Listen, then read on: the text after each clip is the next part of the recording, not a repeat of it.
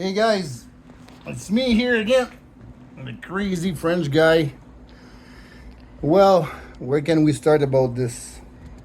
I know lots of people think uh, it's crazy how we go with things online. Sometimes we go online, sometimes we doesn't. People doesn't quite know exactly what's going on. Well, lots of things is going on, that's for sure. If I would try to make a short story with all this, is it's kind of very complicated to do. But no point to tell the whole story because lots of people have hear about it.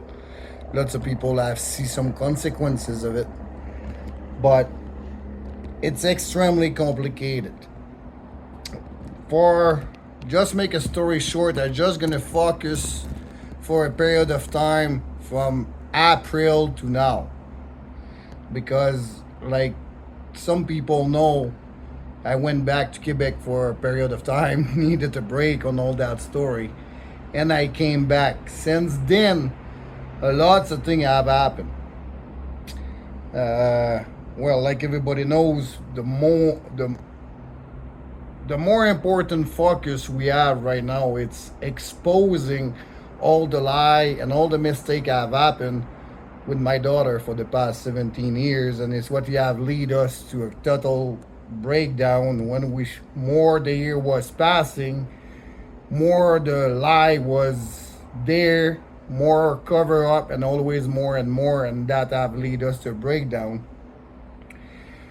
And since I came back,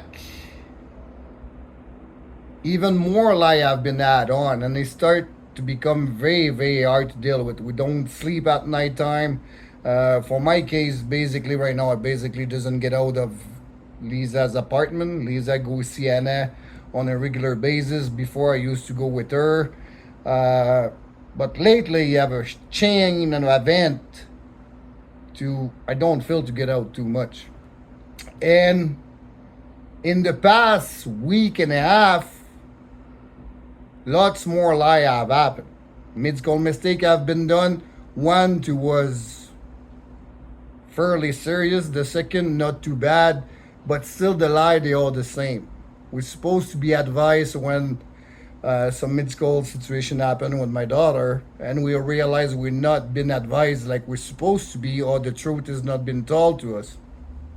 Something me and Lisa have a big doubt about it for a very long time, and that have been confirmed.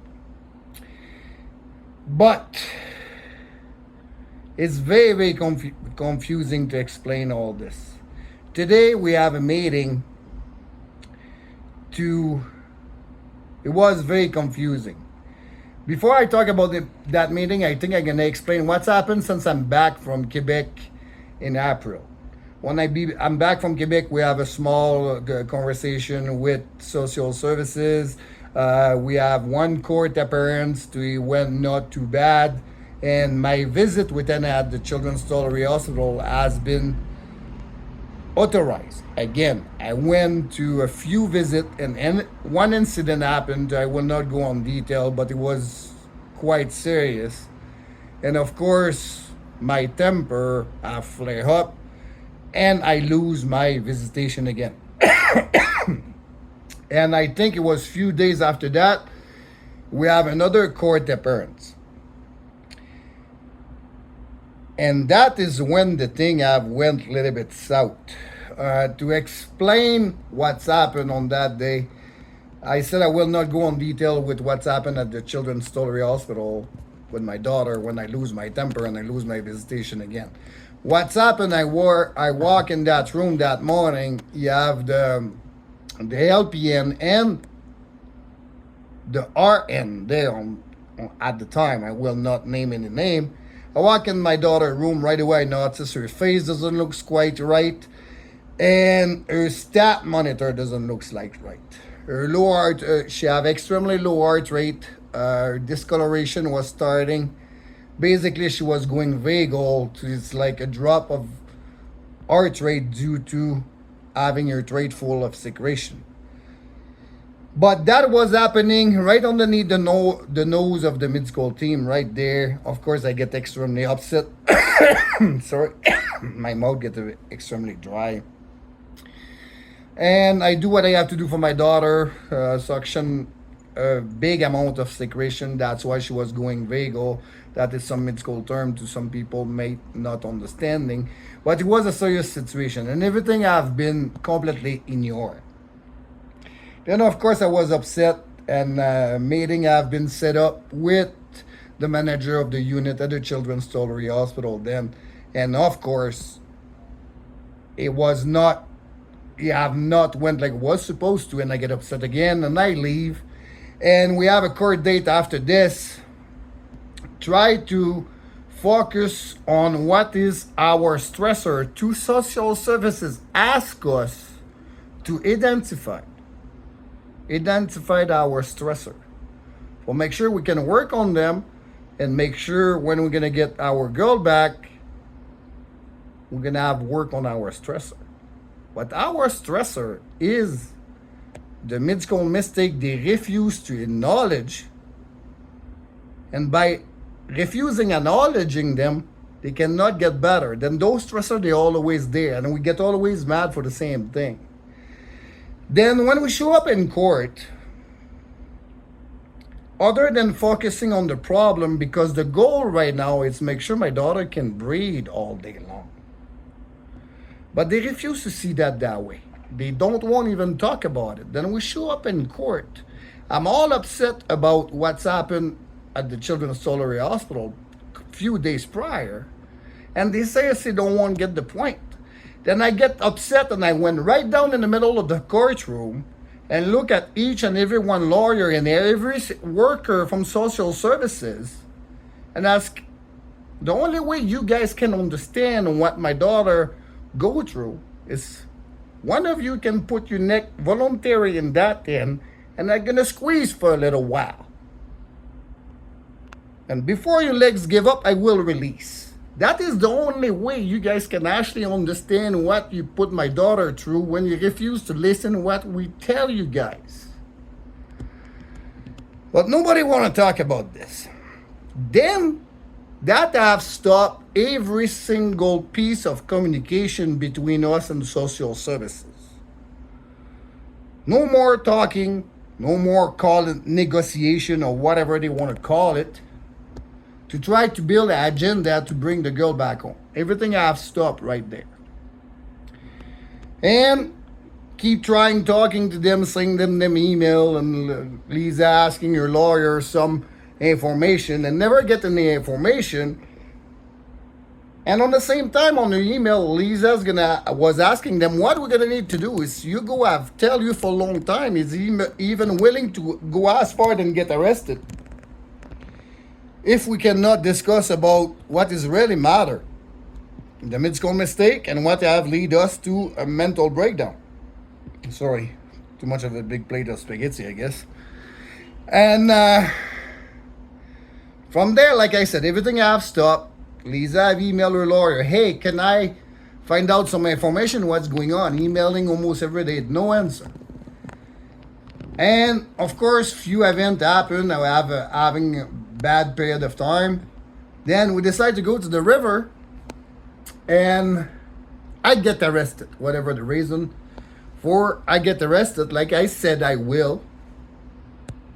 And I said to Lisa, I said, I bet you we're gonna hear from your lawyer very shortly. Of course we did. We did hear from the lawyer. I'm not gonna go any further on that, but it was not quite nice. And after that, again, we don't hear nothing. No communication with social services, pretty much nothing at all. All of a sudden, something happened when my daughter at Rose Cross Center, her tubing come apart. And she have a desaturation of oxygen to, right now it doesn't want to say any number. It was quite low, but even that, some say some number, some say other number. But anyway, it was quite serious. And Rose Cross Center have the obligation to notify us for this. Lisa went for a visit. Lisa noticed anxiety. My mouth, it gets so dry. Lisa noticed Anna was not looking quite right. Discoloration, reddish, and kind of grumpy. I doesn't quite notice on the camera because I doesn't have access to her. Then the visitation is I call Lisa on Skype. We FaceTime a little bit, but I doesn't quite notice. Lisa noticed it though. She come back home. She discuss about it. All of a sudden the phone ring. Social services telling us what's happened the night prior. When also we call right after that event and we've been told everything was fine, she have a great day. Apparently, you have a confusion between 58 or 68, how low she dropped. It's a little bit of confusion. But anyway, it's enough to have a serious discoloration and still quite not feel right for a little while. I know as much. And nobody have notified us. We find out by social services. And the version of social services and the other version at the moment was not quite matching. Now, let me tell you, I can guarantee you the report probably all match. But at the beginning, it wasn't. Then, after that, if I'm correct, 2 days pass, or 1 day pass, not quite sure. We get another phone call from the third-party caregiver. Because Rose Cross Center share the amount of hour for the nursing for my daughter with the third-party company.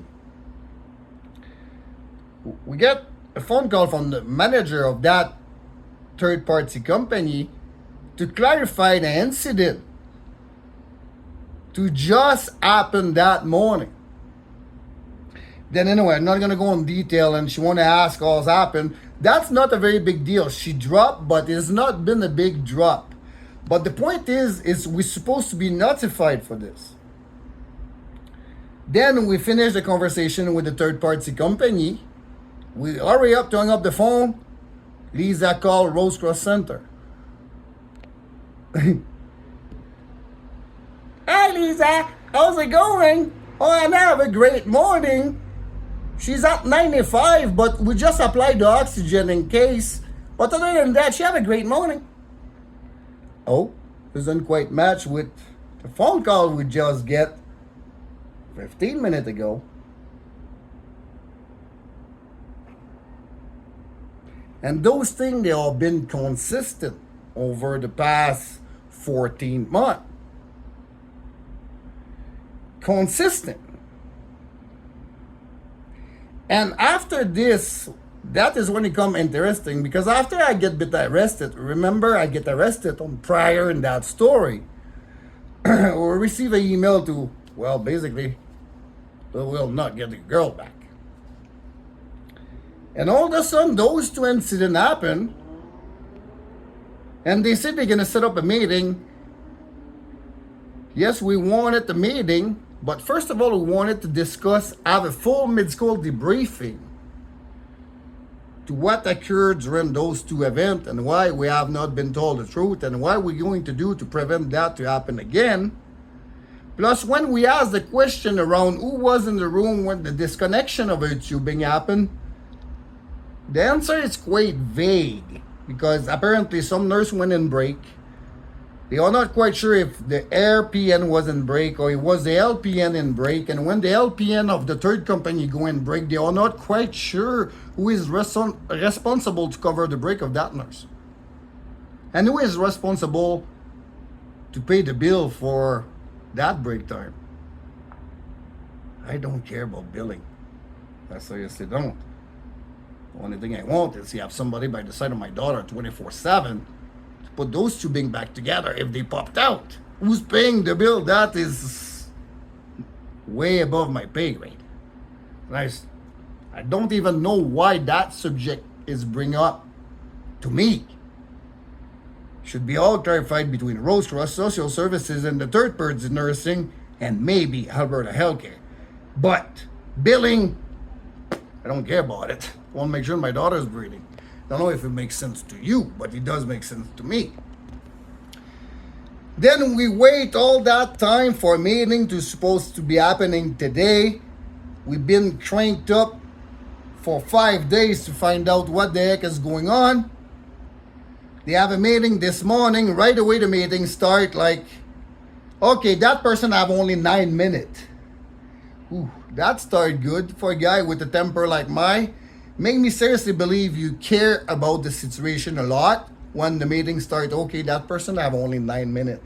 We're gonna keep going the meeting without her, but that person who is supposedly the worker, social worker attached to Lisa, that person have only 9 minutes. She will miss the whole entire thing. She already said she's there for only a short period of time and she doesn't know a lot about the file. Then, makes sense, so she will stay for the whole entire meeting, isn't it? Plus, the number one concern for that meeting is the mid-school debriefing to understand what's happened, who is responsible for, and what's going to be the action taken, make sure that doesn't happen again. No, they don't want to talk about that right away. They want to talk about making a plan to bring Anna home safely. Well, if we cannot control and guarantee her breathing now, we're not going to bring her back home safely in the future. Then my first concern I will like to talk about is the mid-school debriefing, understand what's happened, and make sure that doesn't happen again. I think that will be priority number one.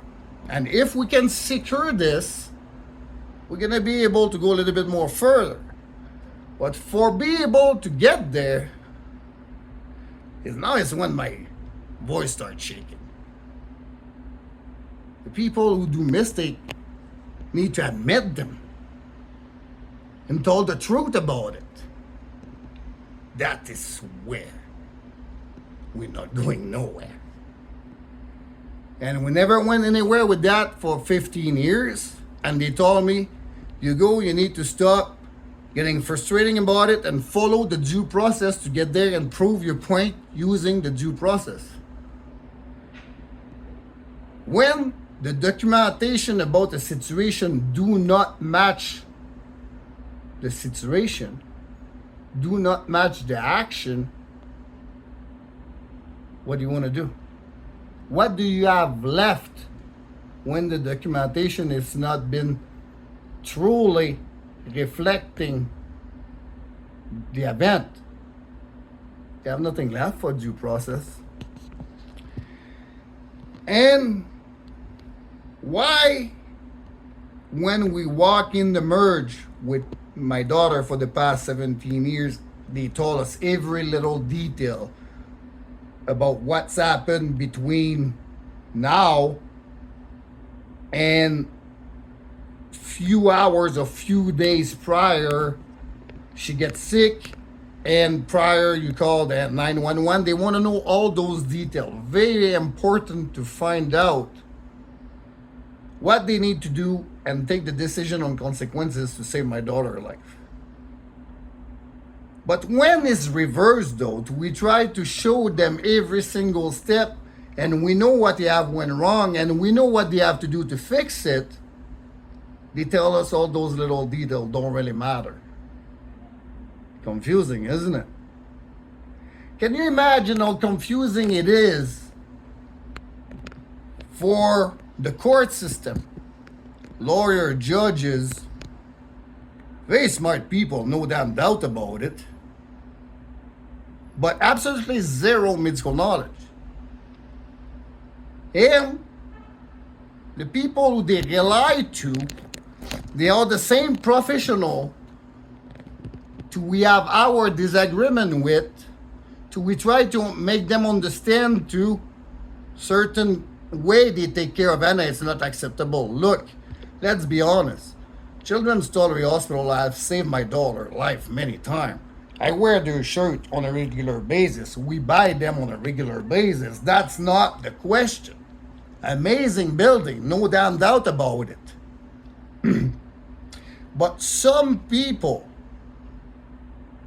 Some people, like everywhere else, like to do less during the day and like to hide things for protect their position and protect a lot of the stuff too. I can will be able to talk for a long time.